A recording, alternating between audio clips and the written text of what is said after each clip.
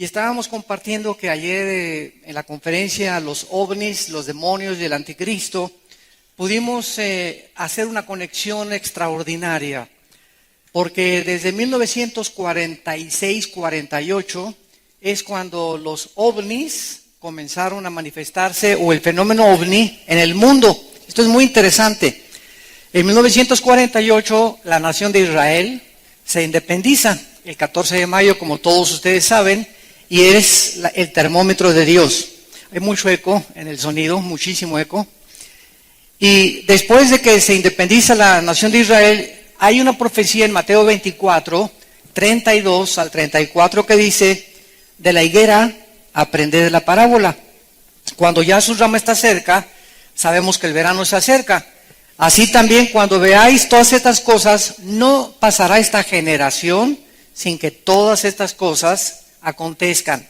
Entonces vemos nosotros que de 1948 le agregamos una generación bíblica, de acuerdo al Salmo 90, son 80 años aproximadamente. Échele pluma. Estamos muy, muy cerca de que se cumpla esa generación profética del Señor Jesucristo, aunque no sabemos el día ni la hora. Pero la Biblia nos manda que nosotros estemos pendientes. Tengo mucho eco en el sonido.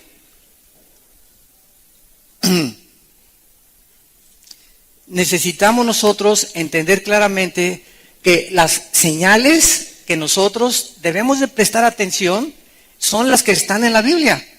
Y cuando vemos que en el 48 comienzan los ovnis y que el diablo dice en Apocalipsis 12 que le sabe que le queda muy poco tiempo, entonces es natural, ¿verdad?, que si dentro de los próximos días o meses millones de cristianos vamos a desaparecer, la gente, el mundo científico va a tener que dar una explicación. Se los llevaron los ovnis.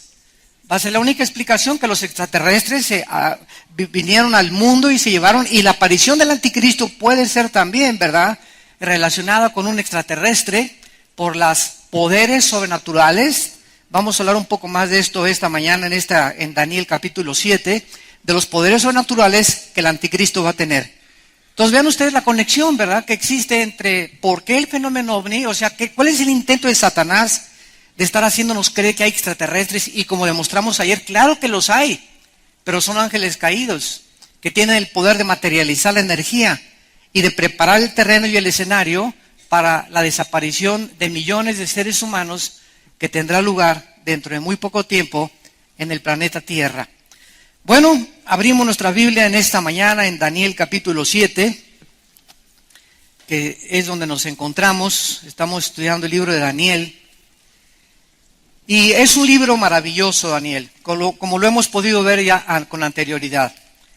Daniel es el único libro en la Biblia, en el Antiguo Testamento principalmente, que nos muestra el orden. Y para que haya un orden, pues tiene que haber una persona que conozca el futuro. Y solo Dios puede poner en orden los acontecimientos internacionales y los imperios mundiales tal y como se sucedieron en la historia, porque Él es el Dios de la Biblia. Y como decíamos ayer también en la conferencia del desayuno, el hecho de que la Biblia haya revelado con más de 30, 40 siglos de anticipación el genoma humano, que va a ser nuestra próxima conferencia, la corrupción del genoma humano, nos muestra que es un libro sobrenatural. Porque hasta 1860 se descubrieron las leyes de la herencia por Gregorio Mendel. Y casi un siglo después, 1954, el doctor Crick y el doctor Watson descubren el ADN, el ácido desoxirribonucleico, para comenzar a experimentar y a descifrar a través de 4 letras la increíble y sorprendente información que cada una de nuestras células contiene. Entonces, las evidencias de la Biblia, ¿verdad?, son abrumadoras. Cuando yo oigo a un ateo, siempre le digo: ¿qué te hizo llegar a concluir que no existe Dios? Pues es que esto y el otro, ¿verdad? Es que un juez nunca puede emitir una sentencia sin tener evidencias para condenar a un sujeto. Y las evidencias son examinadas para ver si es culpable o es inocente. Así nosotros, como les digo yo a los ateos, ¿cómo se pueden ustedes atrever a concluir no hay Dios cuando no han examinado las evidencias? Y las evidencias que la Biblia nos muestra, científicas, genéticas, proféticas, históricas, arqueológicas, físicas, son sobrenaturales. La Biblia no pudo haber sido hecho por ningún ser humano. Y se adelanta el periódico de Mañana en la Mañana en sus descubrimientos científicos. Daniel pues nos pone en orden claramente el orden de los imperios mundiales desde el año 600 hasta la segunda venida de Cristo. Antes de Daniel solamente hubo dos imperios, el egipcio y el asirio. Pero en el año 583 el rey Nabucodonosor llega a Jerusalén y la sitia y se lleva cautivos a más de 50 a 100 mil judíos a Babilonia, que es ahorita Irak. Y de ahí en adelante Dios le revela, como ya lo vimos en el capítulo 2 a Daniel, que después de Babilonia o Irak vendrían los medos y los persas, que actualmente es Irán, la nación de Irán. En 1935 se le cambió el nombre de Persia a Irán por el Shah de Irán. Y después de los medos persas, dice la profecía de Daniel que vendrían los griegos. Alejandro el Magno venció a los medos y a los persas y a los 33 años murió en lo que es ahorita Irak. Y después de Alejandro el Magno vinieron los romanos, el imperio romano. Así que estos cuatro imperios que están repetidos en Daniel 7 a través de nombres de bestias, porque el Espíritu Santo, para poder ilustrarnos qué es lo que se encuentra detrás de cada imperio, lo sanguinario, la crueldad que existe de todos estos imperios del pasado, tuvo que escoger nombres de animales depredadores, de animales salvajes. Y de Roma a nuestros días no ha habido ningún imperio, porque de acuerdo a la estatua de Nabucodonosor, en el capítulo 2, son las piernas de hierro y los dedos mezclados con barro y con hierro, que son y representan la última forma de gobierno mundial antes de que venga el anticristo. En otras palabras, la Biblia profetizó hace 2600 años que antes de que Cristo regresara, iban a haber 10 naciones que surgirían del antiguo imperio romano. De las naciones que formaron el último imperio hace 2000 años, iban a surgir 10 naciones para conformar la última confederación política, de las cuales saldría el famoso cuerno pequeño, o el anticristo, el hijo de perdición, o la bestia, de acuerdo al libro de Apocalipsis. Así que nos encontramos ahorita ante un panorama internacional interesantísimo, porque pues en el siglo XX, ¿verdad?, los ingleses derrotaron a los otomanos en 1924 y después vino la Segunda Guerra Mundial, donde sacaron a los ingleses del Medio Oriente, y de la Segunda Guerra Mundial hasta nuestros días, la única nación que se levantó con la supremacía política, económica y militar del mundo fue los Estados Unidos de Norteamérica, compitiendo desde 1950 hasta el 89 con la Unión de Repúblicas Socialistas Soviéticas, o la actual Rusia, que en 1989 Mikhail Gorbachev tuvo que reconocer públicamente el fracaso del sistema comunista. Así que llegamos al siglo XXI y Estados Unidos comienza a decaer ante nuestros ojos. Ahorita hay una deuda de más de 18 trillones de dólares del gobierno federal norteamericano. Para que tú tengas idea de cuánto es $1 trillón, si tú cuentas $1 por segundo, en 250 años no acabas de contar $1 trillón. Nada más para que tengas una ligera idea de lo que tienes ahí debajo de tu colchón. Entonces, esto es impresionante. Y entonces ahorita Estados Unidos está decayendo, y sobre todo con este último presidente, ¿verdad?, que actualmente gobierna Estados Unidos. Ahorita la administración del presidente Obama acaba de romper relaciones casi ya con Israel. No quiso recibir al primer ministro Netanyahu en la Cámara de Representantes. Lo tuvo que recibir Bonner, el presidente de la Cámara de Representantes y el Partido Republicano. Y Obama se está ya completamente desligando de Israel, cuando las maldiciones más grandes sobre cualquier nación son las que maldicen a Israel. Entonces vemos de qué forma Estados Unidos se está perdiendo ya su supremacía política, económica y militar, y nos damos cuenta por qué ya no interviene tanto en el Medio Oriente, por qué no interviene tanto para detener al grupo terrorista de ISIS, por qué no interviene ante Rusia, ante la invasión de Ucrania y de Crimea del presidente Putin, y por qué China tiene controlado económicamente a Estados Unidos en el siglo XXI. Ahora, la pregunta es la que sigue. Si Estados Unidos desaparece como el líder de las naciones y el policía del mundo, porque Estados Unidos libró al mundo del nazismo, del comunismo y del fascismo.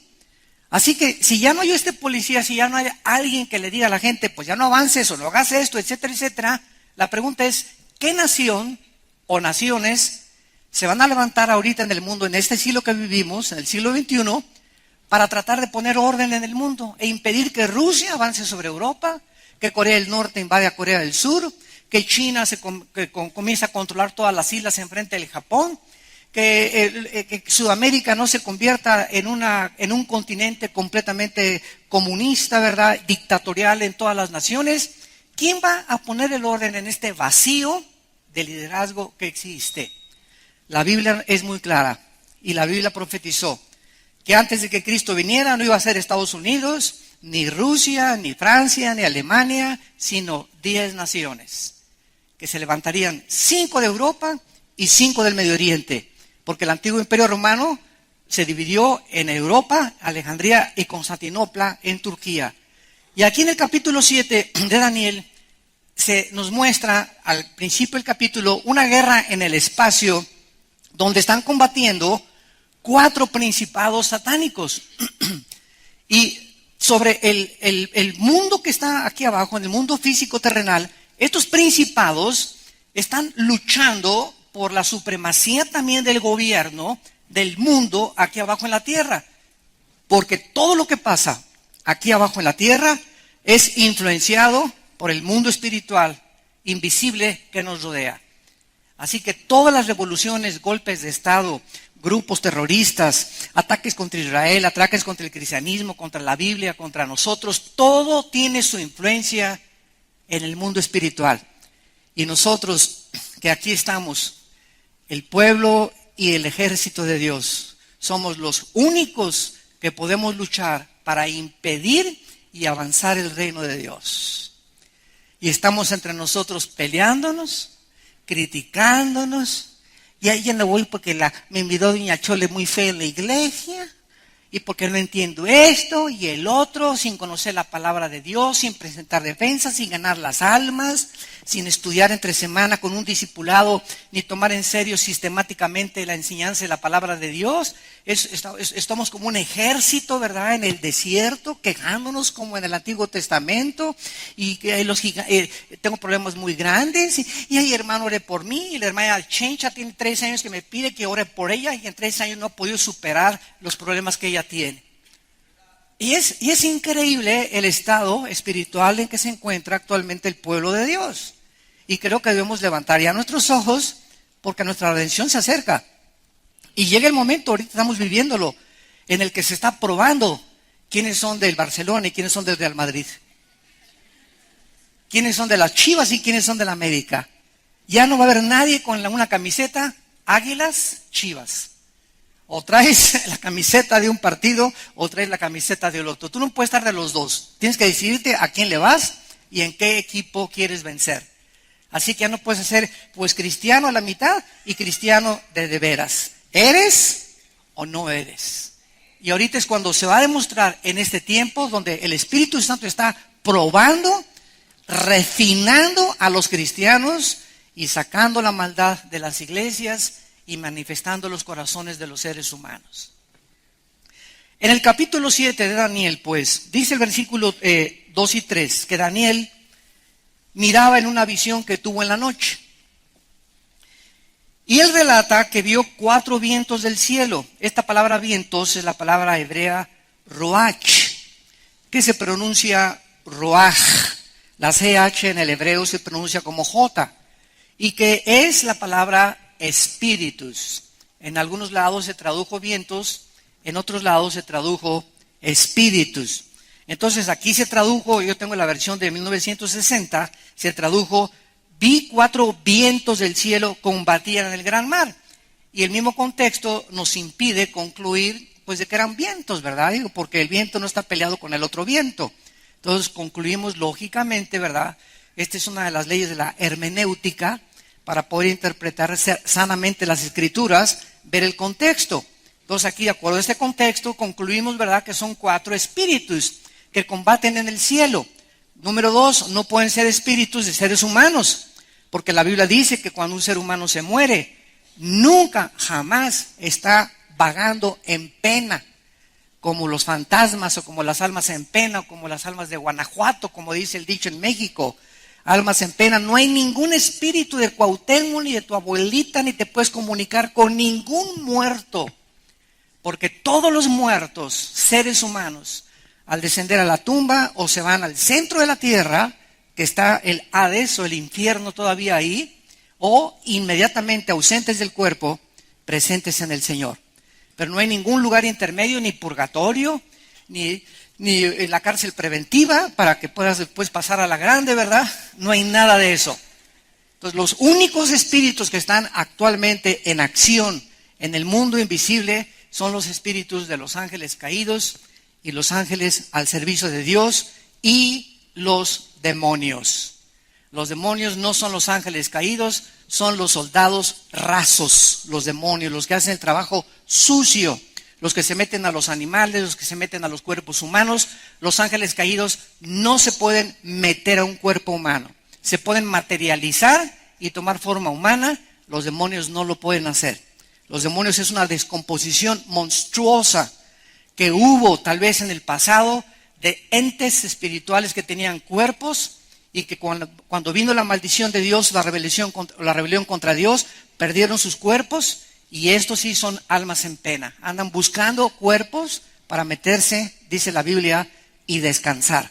Los demonios descansan cuando se meten a una fisura que tenga el ser humano en su cerebro.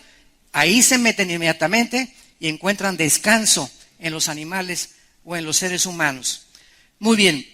Entonces, estos 4 principados, había un pleito, ¿verdad?, sobre el gran mar. Y qué interesante que esto fue escrito hace 25 siglos aproximadamente. ¿Y qué es zona geográfica? En este momento, en marzo del siglo XXI, ¿qué es zona geográfica del mundo? Es donde ahorita se encuentra el más grande conflicto bélico. Precisamente en el lugar donde hace 25 siglos se encontraba Daniel, entre Siria e Irak. Ahorita el Medio Oriente es la zona geográfica más volátil que existe en el mundo y el Occidente la más indefensa que existe en el mundo.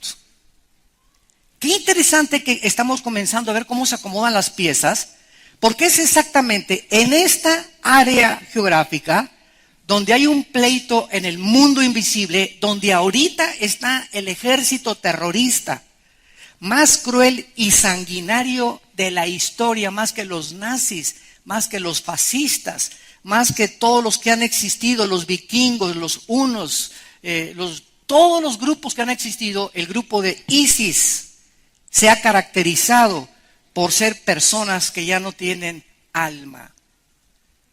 Son personas que se han convertido en animales, donde han perdido toda sensibilidad hacia el mundo de los semejantes. Si no eres esto, te corto la cabeza. Y si eres mujer, te abro el vientre y te saco al bebé.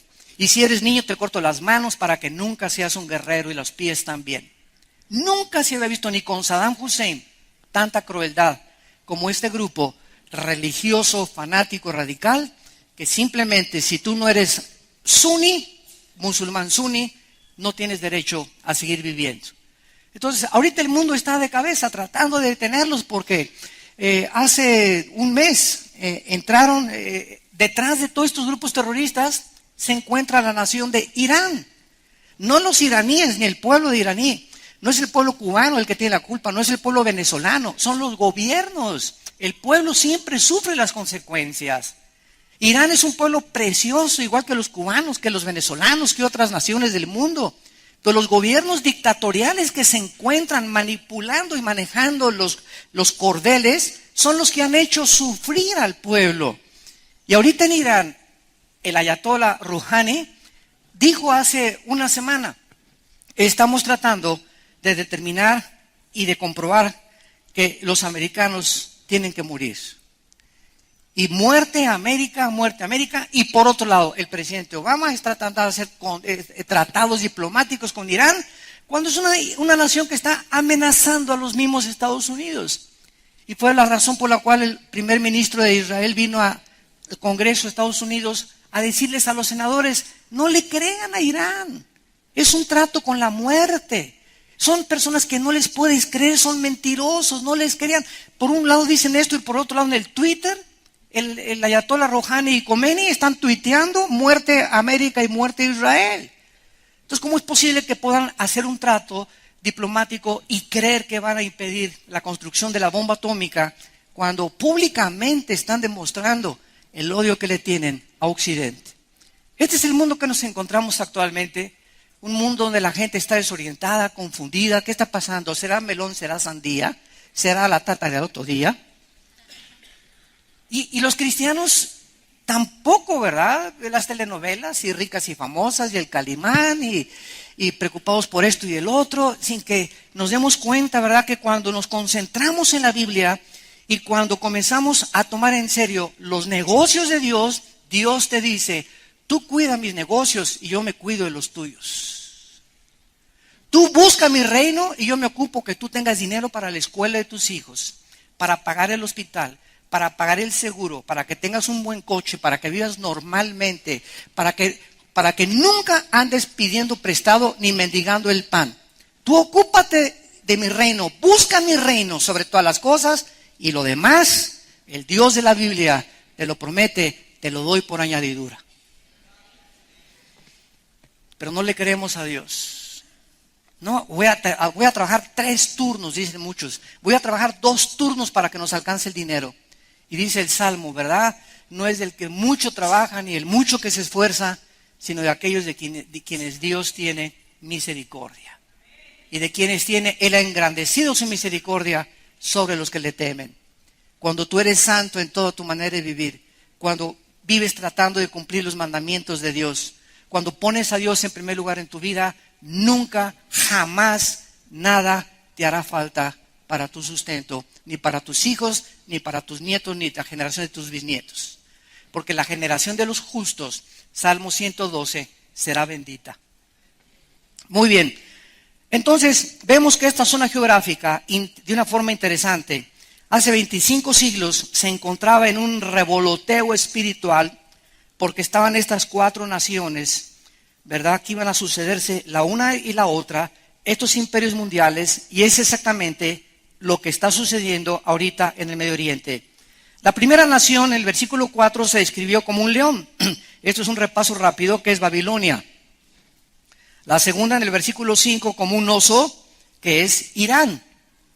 La tercera, en el versículo 6, un leopardo, que es Grecia. Y la cuarta, en el versículo 7 y 8, el Espíritu Santo no encontró palabras. No encontró palabras para describir el cuarto imperio mundial, que fue el imperio romano, el cual crucificó a Jesucristo.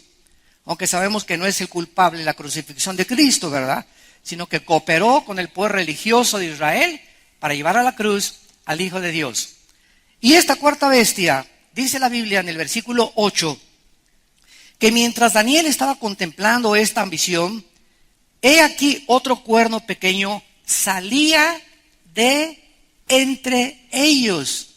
En otras palabras, pongamos mucha atención a esta cosa que se nos revela y que es clave para que en el mundo que nos encontremos, no le creas cuando ves el periódico, el príncipe Felipe de España puede ser el anticristo. El Papa puede ser el anticristo. Hasta Obama lo están ya calificando el anticristo. Y que el presidente de Inglaterra o el primer ministro de fulano de tal.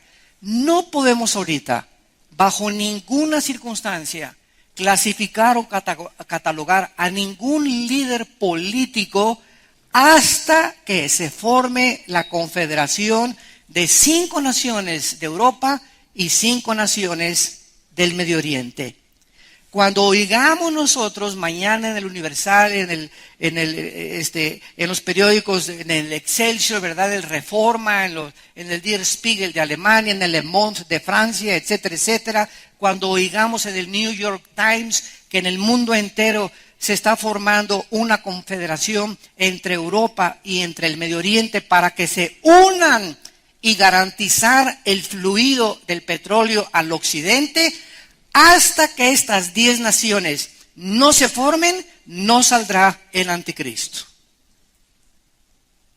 Porque es hasta que estén formadas las 10, que de ahí, dice el versículo 8, salió un cuerno pequeño entre ellos. O sea, el personaje del anticristo surgirá de esta zona geográfica donde estuvo el Imperio Romano hace 2000 años. Y algunos de ustedes que conocen la historia recordarán que el Imperio Romano conquistó casi toda Europa, el norte de África y parte del Medio Oriente, principalmente lo que es Irak y Siria. Y es interesante que el grupo de ISIS, dirigido por Baghdadi, que es el jefe de ISIS, acaba de declarar hace algunos meses que quiere desaparecer la frontera entre Siria e Irak.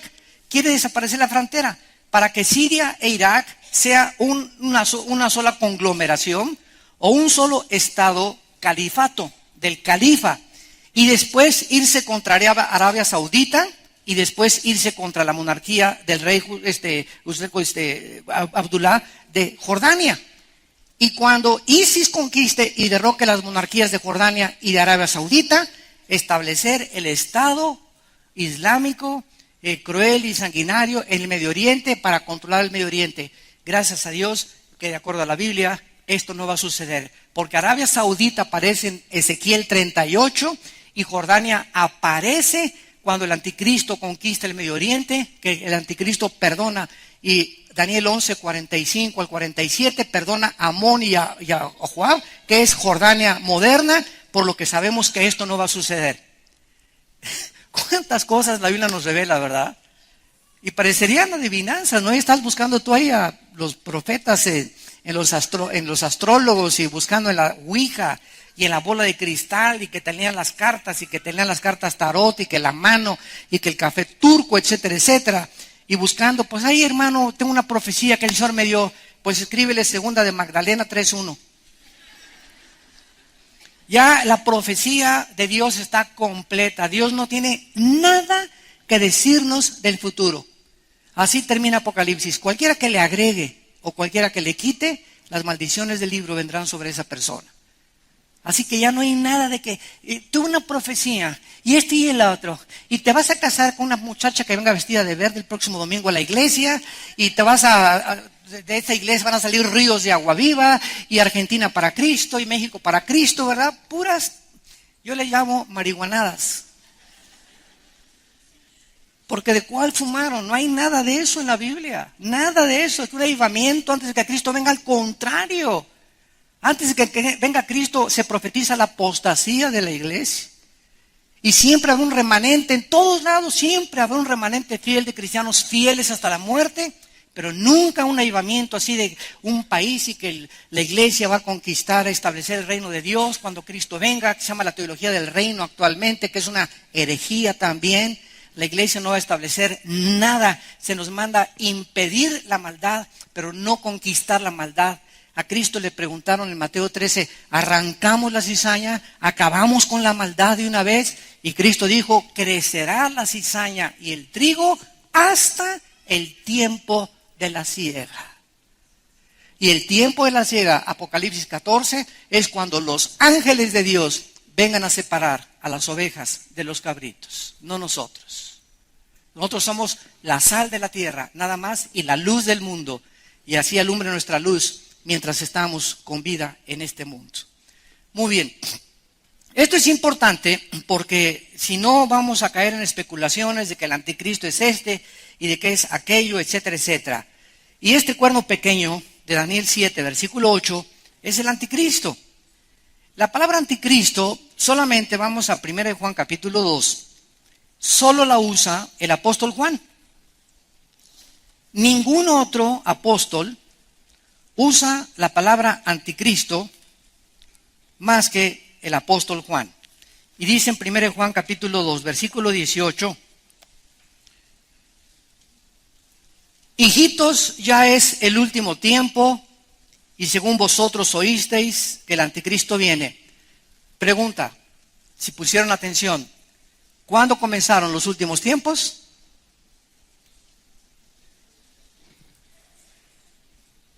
¿Cuándo comenzaron los últimos tiempos? Desde los tiempos de los apóstoles hasta nuestros días. En estos 2000 años de historia se llaman los últimos tiempos. Se llama el último tiempo. La culminación de estos últimos tiempos será la apostasía y la segunda venida de Jesucristo. Entonces, Juan dice, ya es el último tiempo y según vosotros oísteis que el anticristo viene. Así ahora han surgido muchos anticristos, por esto conocemos que es el último tiempo. O sea, cuando surge el verdadero Mesías, Jesucristo, no podían haber surgido anticristos antes que él. Porque la palabra anticristo significa en el lugar del Mesías o en contra del Mesías, apúntalo. Anti significa en el lugar de o en contra de. Entonces, anticristo significa cualquier persona o movimiento u organización o gobierno o familia o nación que esté en contra de las enseñanzas de Cristo o que quiera tomar el lugar del Mesías y erigirse como un Mesías o como un líder religioso. Entonces, este espíritu ya estaba desde los tiempos de Juan. ¿Quiénes eran los que tenían estos? ¿Quiénes poseyeron el espíritu del anticristo en tiempos de Juan? Los césares romanos. Nerón se hizo Dios, Calígula se hizo Dios y mandaron a adorar al pueblo de romano como si ellos fueran dioses, que los adoraban como dioses. O sea, se estaban poniendo en el lugar de Dios. Y este es el espíritu del anticristo y así vemos a través de estos últimos 2000 años de historia cuántos líderes se han autonombrado dioses. ¿Cuántos líderes religiosos se han autonombrado dioses? Que ellos son los líderes, los que van a Jim Jones en 1978. Era un pastor metodista, ¿verdad? Hijo de Moloch, que con el disfraz de cristiano, que se llevó a 1000 americanos a la Guyana, cerca de Venezuela, y ahí en 1978 los envenenó a todos. Anteriormente comenzó a decir que él era el padre de todos ellos y que las mujeres eran para él y todos los hombres le entregaron sus mujeres a este cuate. Y a los niños les ordenó que le dijeran también el padre, que él era el único papá de ellos. Y sin que se dieran cuenta, los fue cegando, hasta que murieron todos en Kool-Aid, echaron veneno al Kool-Aid, porque dijo que venía la guerra del Armagedón y que tenían que morirse antes de que vinieran a destruirlos. Entonces, David Koresh, en Waco, Texas, otro muchacho que ahí cerca de San Antonio, Texas, agarró un edificio inmenso y se comenzó a proclamar Dios también él, y llegaron los federales, los del FBI, y rodearon todo eso, ¿verdad? Y murieron quemados, se incendió todo, matando a los niños y a las mujeres, y muriendo él también quemado. Entonces, vemos así toda la historia marcada de hombres que dicen, el anticristo, este hombre hace poquito, no me acuerdo cómo se llama, que ya se murió, gracias a Dios, ¿verdad? Se presentaba en los púlpitos y venía una persona y decía, ahora, damas y caballeros, Jesucristo en persona. Se nombraba Jesucristo y tenía su página de internet. Ahorita hay otro movimiento en Estados Unidos muy fuerte que está entrando a Sudamérica, donde dice que el Espíritu Santo es mamá, que es mujer. Que es mujer el Espíritu Santo. Háganme ustedes el favor. Bueno, entonces, ¿estás en contra de Cristo o a favor de Cristo? Esa es la pregunta en esta mañana. Jesús dijo, el que no recoge conmigo, desparrama. Estás con Cristo, juntas con Él. Vives como Él vivió y lo sigues a Él. Pero no digas, creo en Cristo y tus acciones demuestran lo contrario porque tienes el espíritu del anticristo. Tan sencillo como eso. Ahora ese espíritu prevalece en el mundo, pero hay un personaje que se va a llamar el anticristo, que es la obra de arte de Satanás, que es el que ya se va a proclamar en el mundo entero Dios, va a prohibir cualquier adoración a cualquier Dios, y él va a mandar marcar a las gentes con el 666. Esto ya será algo político, económico y militar dentro de los próximos años. Entonces dice Cristo, ¿verdad? Así han surgido muchos anticristos, dice Juan, por esto conocemos que es el último tiempo. Y dice el capítulo 4, versículo 3 de Juan también, primera de Juan, y todo espíritu que no confiesa que Jesucristo ha venido en carne, en otras palabras, cualquier grupo u organización o religión que niegue el nacimiento virginal de Jesús, que niegue el nacimiento virginal de Jesús, no es de Dios. Y este es el espíritu del anticristo, el cual ustedes han oído que viene y que ahora ya está en el mundo. O sea, hace 20 siglos, este espíritu ronda por las escuelas, por los gobiernos, por las familias, por los individuos, el espíritu del anticristo, hasta que tenga la culminación y se personifique en una sola persona. Ahora regresamos a Daniel y vemos a continuación que este hombre llamado el anticristo, nos brincamos hasta al capítulo 7, y vemos en el versículo 19 que Daniel, al ver toda esta visión de los imperios y del cuerno pequeño, lo que le llamó la atención a Daniel 7, 19, tuve el deseo de saber la verdad acerca de la cuarta bestia. Cuando Daniel vio esto hace 25 siglos, ¿verdad? Una bestia con 10 cuernos y un cuerno que salía, dijo Daniel, bueno, Dios mío santo, ¿qué es esto, no? Sí, a nosotros nos cuesta trabajo, teniendo ya el Apocalipsis y Zacarías para compararlos. Ahora imagínense a Daniel que no tenía la Biblia completa. Entonces Daniel quería saber esto. Y esta cuarta bestia dice que era tan diferente de las otras, espantosa en gran manera, que tenía dientes de hierro, uñas de bronce, y devoraba y desmenuzaba las obras con sus pies.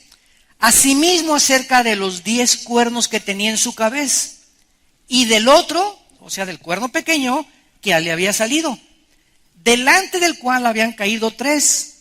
Y este mismo cuerno tenía ojos y boca que hablaba grandes cosas y parecía más grande que sus compañeros. Vean ustedes que el anticristo, una vez que se formen la confederación de las 10 naciones, ya vimos que él no va a surgir hasta que no estén formadas las 10, va a derrocar a 3. Así va a comenzar el anticristo en los primeros 3 años y medio su gobierno político. Va a derrotar a 3 naciones. No sabemos si van a ser del Medio Oriente o van a ser de Europa, pero va a derrotar a 10 naciones. Y dice la Biblia en Apocalipsis 17 que él va a ser el octavo. El octavo va a ser el anticristo, el octavo rey o gobernante del mundo. Y más adelante dice que este mismo cuerno tenía ojos y boca que hablaba grandes cosas y parecía más grande que sus compañeros. Y veía yo que este cuerno, versículo 21, hacía guerra contra los santos y los vencía. Este hombre, el anticristo, va a odiar no a Buda, no a Mahoma, no al Dalai Lama, no a los dioses o líderes religiosos de otras religiones. El enfoque, el odio, donde se va a centrar el blanco principal del odio jarocho del anticristo, va a ser contra la persona de Jesucristo y contra el pueblo de Dios que somos nosotros. Durante 300 años, los primeros 3 siglos de la época cristiana, los césares romanos incendiaron, quemaron enteas humanas, los desgarraron con pinzas a los cristianos, los enterraban en su orín y en su excremento hasta que morían. Agarraban un muerto y lo amarraban con cadenas a uno vivo y así los dejaban en una cárcel para que la podredumbre del muerto infectara al vivo y muriera así, de esta manera tan cruel y sanguinaria. Todas estas cosas las hicieron en el nombre de Dios contra el cristianismo hasta que el emperador Constantino, en el año 324 aproximadamente después de Cristo, absorbe el cristianismo, acaba las persecuciones y del año 324 hasta 1961, escucha esto, del año 324 hasta el año 1961, en el Segundo Concilio Vaticano, el Papa Juan XXIII, que ha sido de los mejores papas que Roma ha tenido, le dicen el Papa Bonachón, Juan XXIII es el primer papa desde el siglo III hasta 1961, es el primer papa que lee la Biblia. El primer papa en casi 18 siglos que abre la Biblia. Y cuando la abre, Juan XXIII dice,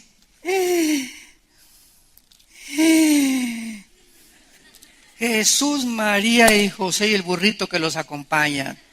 Pero ¿qué es esto y qué es esto? Y cuando comienza a leer la Biblia, Juan XXIII, lo primero que hace es mandar quitar la misa del latín, que se hable en el lenguaje popular de cada nación. Número 2, manda quitar las imágenes de los santos de las iglesias.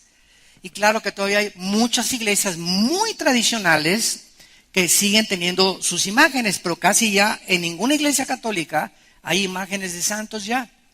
El Papa Juan XXIII comienza y permite por primera vez que el pueblo lea la Biblia sin el permiso ni la supervisión de los obispos. Yo todavía recuerdo, en la casa de ustedes, yo estaba chico y teníamos un piano y había una Biblia así en el piano, con su estante aquí recargada, con un candado. Yo recuerdo, me levantaba a las 11, 12 de la noche y le hacía así, quería ver y tenía fotos, me acuerdo de Noé en el diluvio y veía así las cosas y era como un tabú, ¿verdad? Algo místico, algo oculto.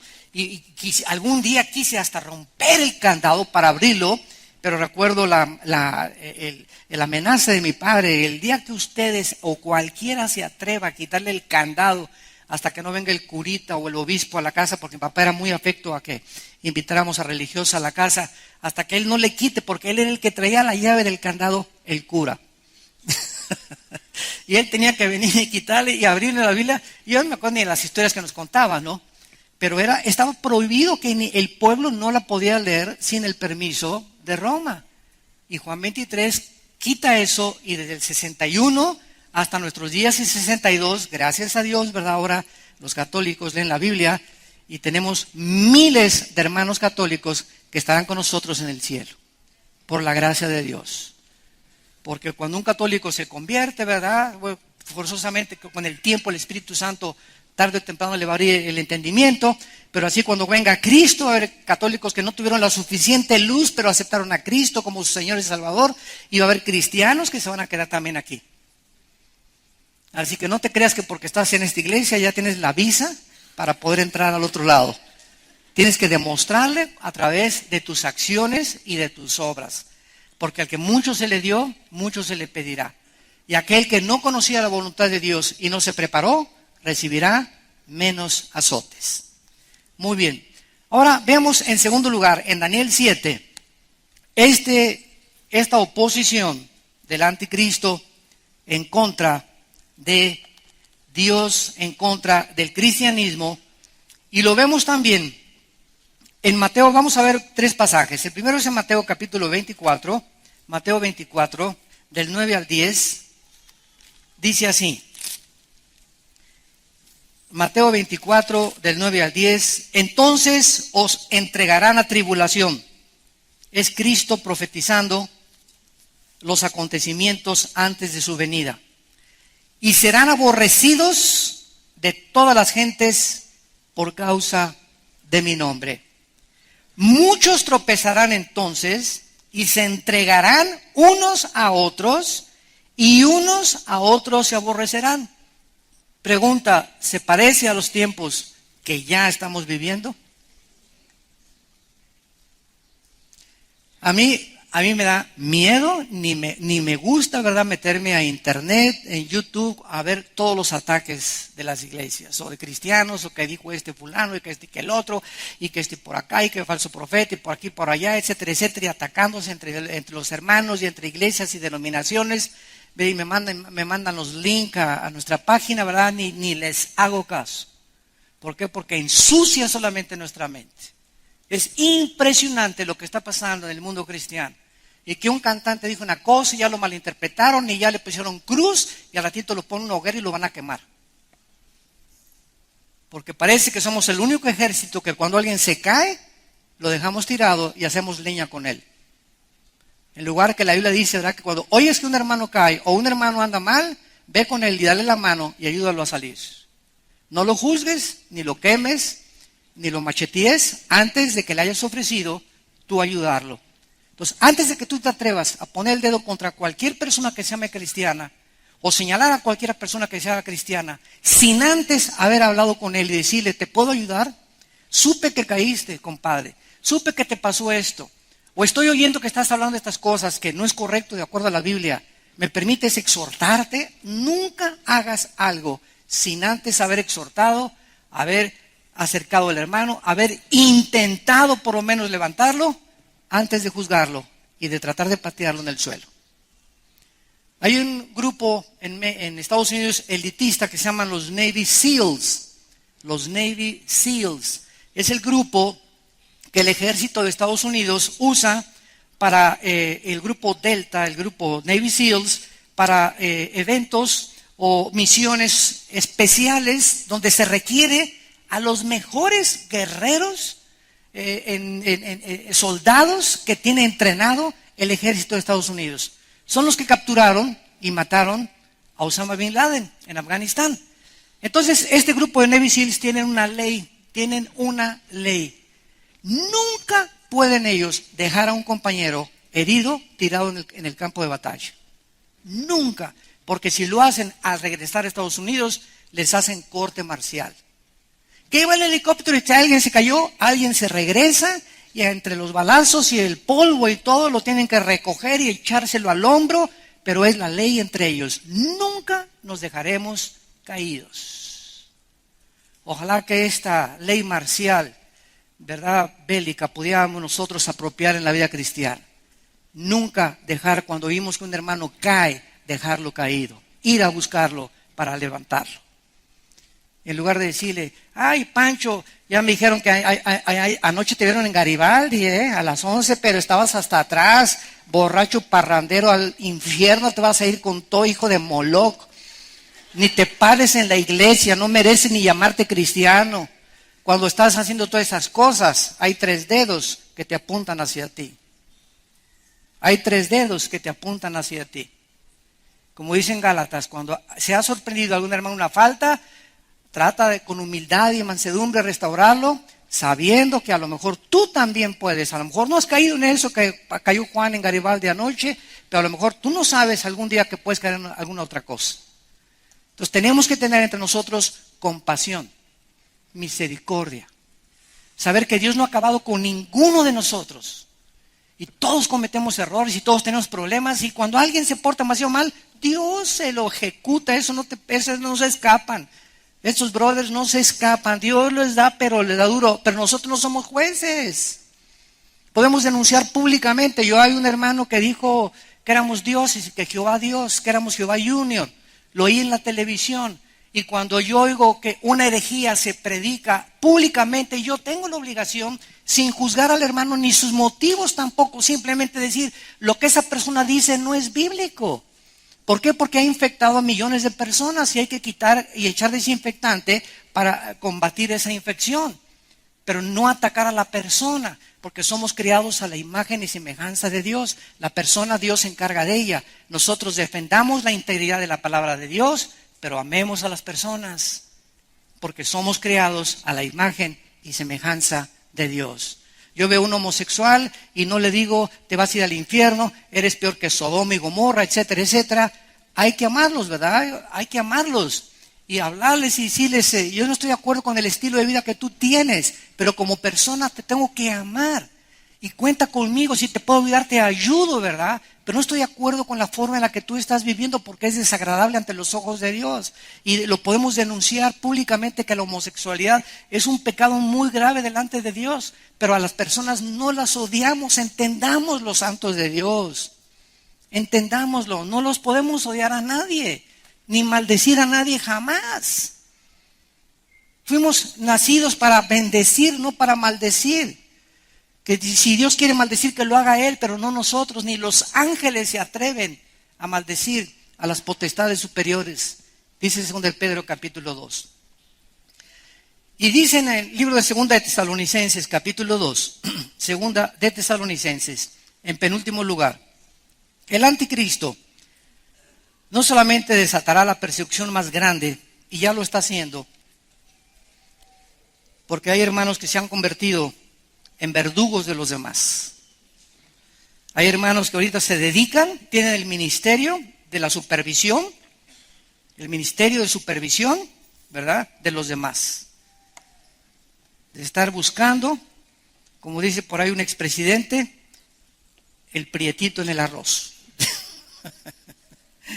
El prietito en el arroz. A eso se dedican. Dice en 2 de Tesalonicenses capítulo 2, versículo 8, entonces se manifestará aquel inicuo, habla del anticristo, a quien el Señor matará con el espíritu de su boca y destruirá con el resplandor de su venida. Inicuo cuyo advenimiento es por obra de Satanás con gran poder y señales y prodigios mentirosos. O sea, la entrada del anticristo al escenario mundial será sobrenatural. Si a Hitler se inclinaron delante de él 85 millones de alemanes, si a los césares romanos que no hacían milagros, no hacían milagros, no cambiaban ni el vino en leche siquiera a los césares romanos, los adoraron como dioses. Ahora imagínense a una persona político que resuelve los problemas del Medio Oriente, problemas de la pobreza en Grecia, en Portugal, en Italia, en España, que resuelve los problemas de los gobiernos en Sudamérica, que comienza a haber un cambio así aparente en el mundo. La gente va a decir, Dios mío, pero teníamos ya siglos esperando a otro héroe de la independencia, a otro hombre, ¿verdad?, íntegro, otro hombre que pudiera ya solucionar lo que no hemos podido, tantos pleitos y tantas guerras, y que lo haga con poderes sobrenaturales el anticristo. Entonces, esto lo va a hacer que el mundo lo adore como un Dios, y van a ser engañados. Dice el versículo 10, que van a ser engañados con engaño de iniquidad para los que se pierden. ¿Quiénes van a aceptar al anticristo? ¿Quiénes van a creer en los falsos milagros? ¿Quiénes van a estar vivos en ese momento? Los que rechazaron antes a Cristo. Y nosotros ya no estamos aquí. Aquí, ¿verdad? Ya, adiós mundo cruel, ya nunca te veré. Nos fuimos en el arrebatamiento de la iglesia. Y dice por qué. Por cuanto no recibieron el amor de la verdad para ser salvos. ¿Qué pasa cuando rechazas a Cristo? Escucha lo que te voy a preguntar. ¿Ustedes creen que Dios engañe a alguien?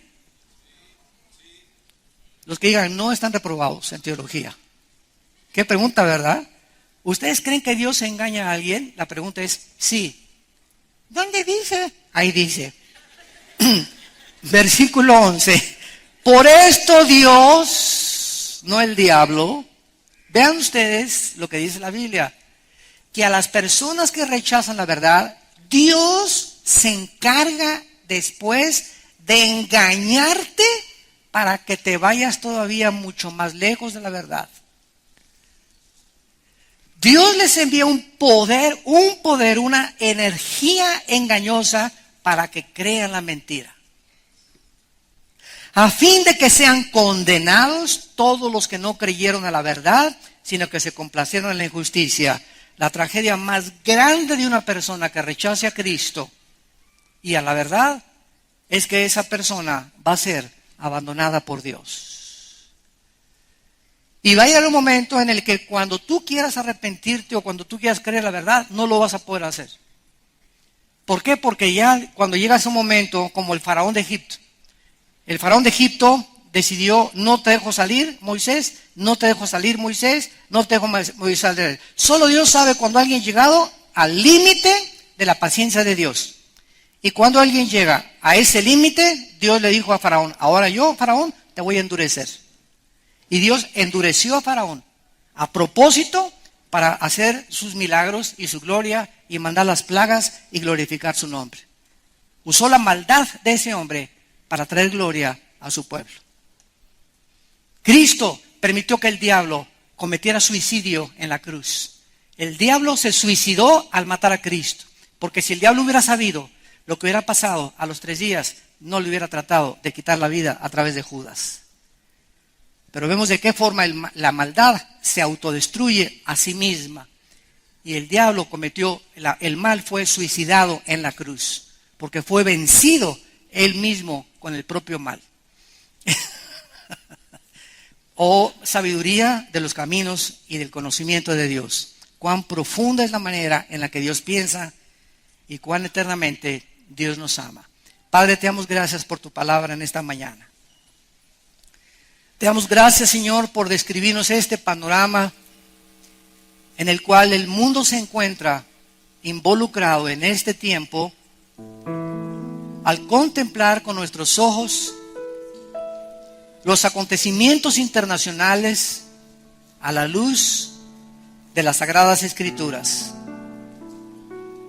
Jesús dijo: he aquí os lo digo todo, para que cuando suceda se acuerden que se los dije antes, y para que ustedes sean mis testigos que yo soy Dios, que no conozco ningún otro y que nunca te dejaré y nunca te desampararé. Estaré con ustedes hasta el fin del mundo.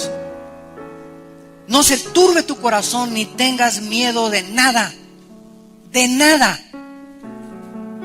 En la casa de mi Padre hay muchas moradas. Voy a prepararles un lugar para que donde yo esté, tú estés conmigo muy pronto. Y si viniere y os tomare tu vida y te llevare conmigo, podrás descansar eternamente y saber que valió la pena haber creído en el nombre del Hijo de Dios. Te damos gracias por este amor tan inmenso y eterno, Señor, y porque tú eres nuestra luz, nuestra salvación y nuestra fortaleza, de quien hemos de temer. Aunque un ejército acampe a nuestro alrededor, no temeré mal alguno, porque tú, el Dios del universo, mi fortaleza, mi escudo, mi salvación, estás conmigo. Nunca me dejarás ni me desampararás. Si tú en esta mañana, o ustedes que nos ven a través de la televisión, hay alguien que quiere invitar a Cristo a su vida por primera vez, hazlo con estas palabras. Ahí desde tu lugar, donde tú estés, enfrente hay un televisor, en la cárcel, en un bar, en tu casa, en tu cama, en la sala de tu casa, dile a Dios: Señor, te pido perdón por mis pecados. Creo que en la cruz Cristo pagó con su sangre por ellos. Creo que a los 3 días lo levantaste de entre los muertos. Y por ello te pido, Jesús, porque creo que vives, que entres a mi corazón como mi Señor y Salvador. En el nombre de Jesús. Amén.